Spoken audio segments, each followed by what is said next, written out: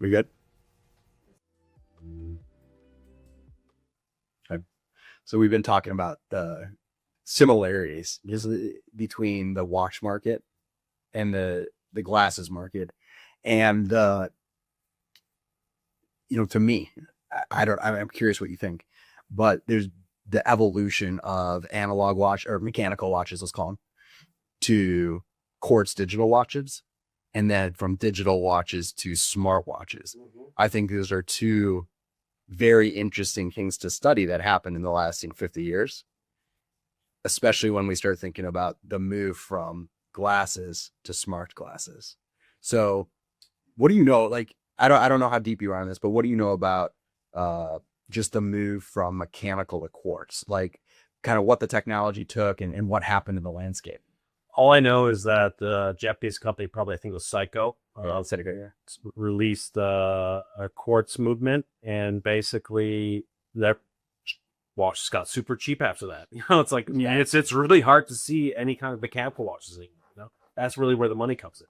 Yeah. Okay. So it was super fast. So you nailed it. So Seiko has so a few things that I think is super interesting here. Quartz as a timing element, like the research on quartz, was from like the 1920s. Scientists understood that if you resonate quartz at a certain frequency, it's going to keep precise time at a certain frequency. And so theoretically, this technology was ready since the 1920s. You can only enable it with ICs. So until there were, transistors, which were after that, and until you can bake it down into clocks that could translate the quartz frequency into seconds, minutes, and hours, quartz wasn't really possible. But so in the mid 70s, around 1976, the ICs came into small enough sizes to do the timing to leverage the quartz, and boom, all of a sudden. So from 1975 to 1980, the market dramatically shifted on its head. It used to be a dominant Swiss market. Switzerland was the timekeeper for the world. And remember, before phones, like everyone had to wear a watch. It was super important. So this is like a huge market. Switzerland had well over the majority of the shipments. By 1980, Japan was dominating, and precisely for the reasons that you said. I think it was Seiko, but also Casio became like a major brand. Yeah. So I think that's super interesting. It was a cost thing, but it was also more precise. Yeah. It was better. Didn't have to wind it up all the time too. Yeah. Or it didn't need the kinetic. Yeah, the kinetic. Just more precise. It didn't require that like the spring action. So one of the other things we talked about on this is like it introduced a new company. So do you know what Swatch stands for? No. Swiss Watch, I think. That's what I thought too. But looking into this more, it actually stands for second watch. So the idea is it's so cheap that you might as well have a few of them. Like you can have seconds. So maybe your first watch from a Swiss mentality is a Rolex or a Patek Philippe or whatever it is. Omega. Those are expensive. Yeah. That might be your like day-to-day. This is my, investment watch. Swatch was like, these digital watches are so cheap. We're going to make them like fashion accessories. They're going to be colorful. They're going to be different. And that's where Swatch came from, which I thought it just shows when technology comes in, the disruptors that can figure out new ways to come in. Like Swatch came out of nowhere to become an amazing Swiss brand, but in a very different way than the traditional Swiss watch companies did it. The one thing I want to kind of dive into that you mentioned earlier, why do you think it's a parallel to the smart glasses or glasses market? Yeah. What connects for me, and I mean, I might be taking this a little too far, but it really resonates with me that there's this convergence of technology. So that is making it possible to take beautiful, fashionable form factors, but put useful technologies in them. So it's just like the quartz existed for 50 years as a timing element before they could put it in a wristwatch. A lot of the technology that's going to be going into these smart glasses, microphones, speakers, batteries, chargers, haptics, cameras. I mean, they've been going into phones for years. Yeah. So this isn't like brand new technology, but it's like it's starting to get small enough. And in a big breakthrough, another river that's coming in and converging to form a big current is AI.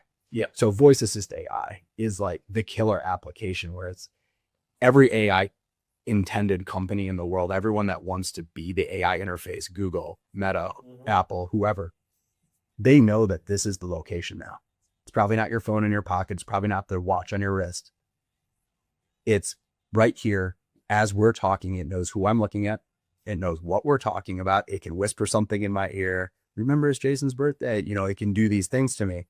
It's the context that comes with it, and it's how these rivers are all converging. Yeah. That's what makes me believe that there's such a similarity. And my expectation is it's going to completely transform two markets: the glasses market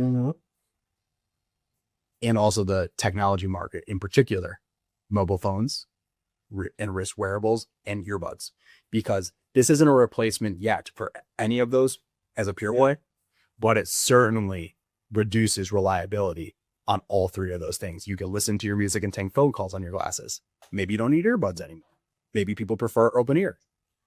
If you can get your text messages and your directions via your glasses, don't need your phone necessarily or your watch. So it's majorly disruptive to both the glasses and the consumer electronics space. And kind of going back to your watch analogy, I mean, I think you mentioned that everyone needed watches until the cell phone came about. Because you have something in your pocket, right? So you're saying that glasses are the thing that's going to stay up among earbuds, smartphones. What is it? I mean, you're clearly picking a winner here. Oh, I am. I mean, I'm all in on glasses until there's like a true neural interface where like just chips get planted in our heads, which, you know, it will probably happen in 100 years.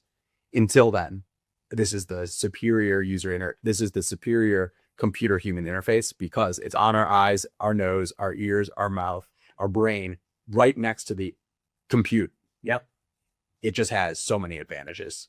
One final follow-up question that I think we'll go from there, but then choosing the glasses, are you going to go fashion forward or feature forward? I mean, what I choose is irrelevant to what everyone's going to have a different opinion. You know, so what kind of watch are you wearing? I'm wearing a Garmin watch. I'm watchless. I'm wearing a Whoop right now, but I don't have a time-telling watch on. And then some people might be wearing Timex, you know, like a nice analog watch. I think the key is variety.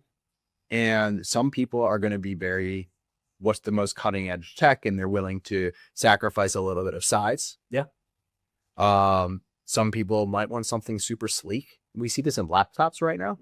So like, I'm a sleek laptop. I'm always a MacBook Air. I want it to be compact, small, but I give up my big screen. You know, and I give up the longer battery life and some of the performance. You can't do, you know, heavy. Well, the battery life, I disagree with. I think the battery life of MacBooks is great. That's just because they've done a really good job. But like in general, I prefer smaller sizes, sleek versus performance. But like, there's both.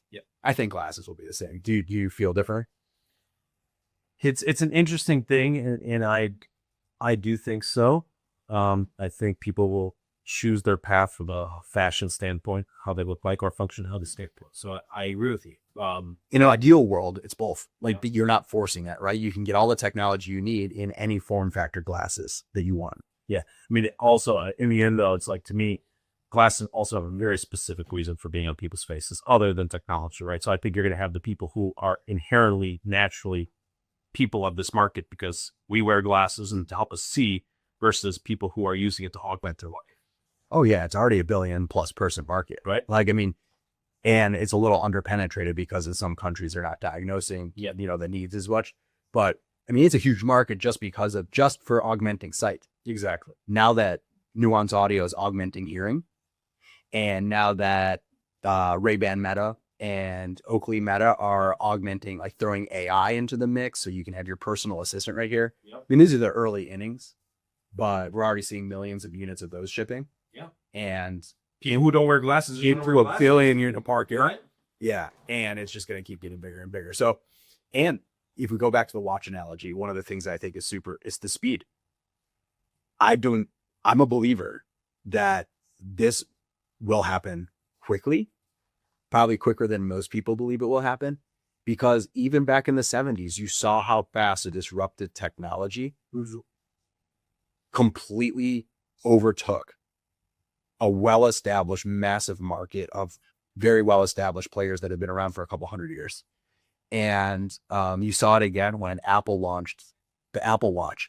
and Fossil's share price. So Fossil was a American watch company at the time, fashion levels of $200 to $1,000 watches. Huge. I mean, they dominated that market.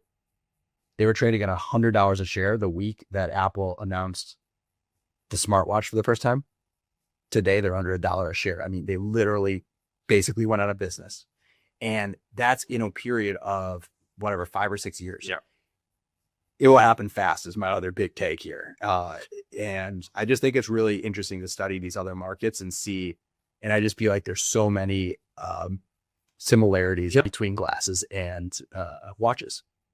I'm excited. You know, we're in a good position. I love glasses too. Our technology is meant for it. Absolutely. Can't wait to win it. Very cool.